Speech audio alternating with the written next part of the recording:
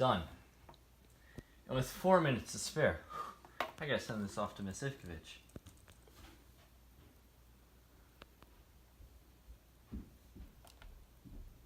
Wait, what? But, what am I gonna do? Looks like you've been hacked! What? How did you get in my house? It also looks like you've been a victim of cybercrime! What are you doing in my house? What's cybercrime, you ask? Well, that's what I'm here for. I'm here to teach you all about it. Let's go to the internet! Wait! As technology continues to rise in our society, more opportunities to exploit innocent citizens on the internet are opened up to criminals. This is referred to as cybercrime. According to the Computer Crime Research Center, cybercrime is defined as crimes committed on the internet using the computer as either a tool or a targeted victim. Additionally, we must vastly improve our cyber capabilities. This great rebuilding effort will create many jobs in Virginia and all across America. In 2016 alone, our government spent $28 billion on cybersecurity, and who knows how much that number will continue to rise in years to come. According to billionaire investor Warren Buffett, cyber attacks are the biggest threat to mankind, even more of a bigger threat than nuclear weapons. The cybercrime issue in America can be divided into many different categories, the most prominent of these being cyberbullying, business fraud, protecting government information, and identity fraud. Cyberbullying is a huge issue in schools and the lives of kids today, especially now that social media has been significantly incorporated into society. So over the last decade, I've noticed that as more social medias are created and means of communication, that a lot of people like to hide behind their computers or their phones, their iPads, whatever it may be. And there is a level of, they're able to take off masks or put on a mask and to really just say whatever they want to anybody without any consequences. Because of business fraud, companies are flocking to consultant firms and groups focused solely on protecting businesses from cybercrime. In fact, 43% of cyber attacks are aimed at small businesses. The question is, should cybersecurity be a larger priority for businesses and citizens in America today? Personally, I think it should be a global concern. But yes, it really should be. A lot of companies think they're kind of safe with the current practices they have, but you've seen a lot of companies, big companies such as Target, get hacked. Protecting government information is vital, as America has witnessed in past circumstances. This certain issue not only affects the government, but also the entire nation's security as a whole. As we've seen in the past few years, and just in the past few days, cyber threats pose a danger not only to our national security, but also our financial security and the privacy of millions of Americans. Called the distributed denial of service, which is when a hacker uses, a bunch of zombie computers or a bunch of infected computers to ping, a network. And when a network is pinged, one time, there is really no effect.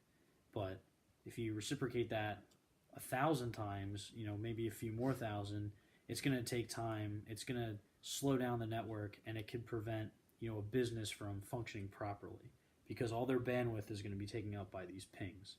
So this is a very common type of attack, especially on government agencies where people... Identity fraud can be a large issue for many citizens, as 6.5% of people are victims of it.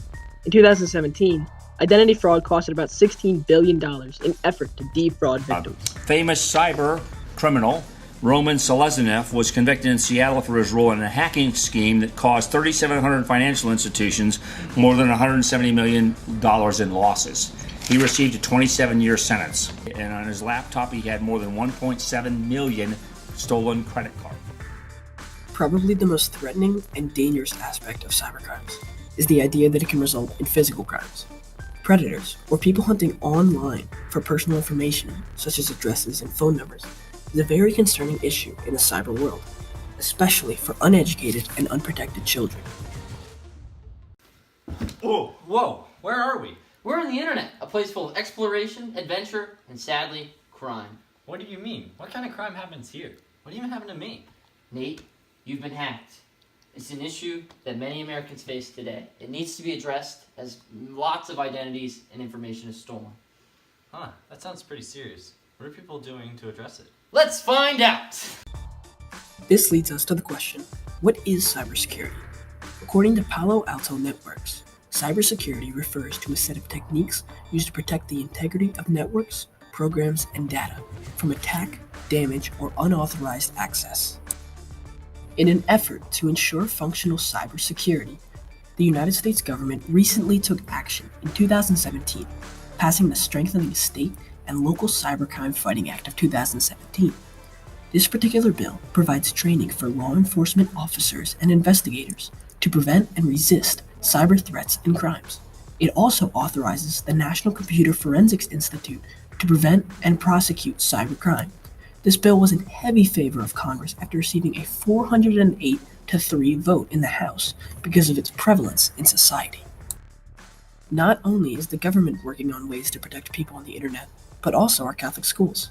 They provide students training and lessons regarding cyberbullying and cybercrime. Students are required to attend this lesson once a year to ensure that they are aware of the severity of cybercrime and how better to protect themselves on the internet.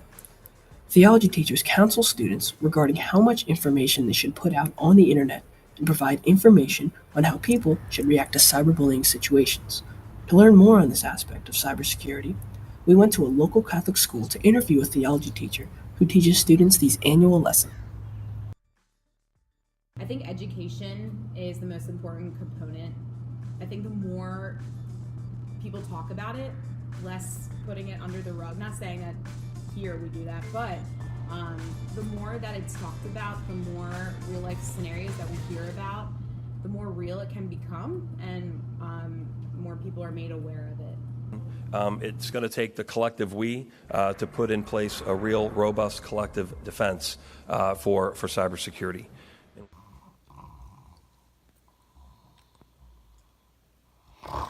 Oh, whoa, it was all just a dream. Oh my goodness, it's still 11:56. I gotta finish this.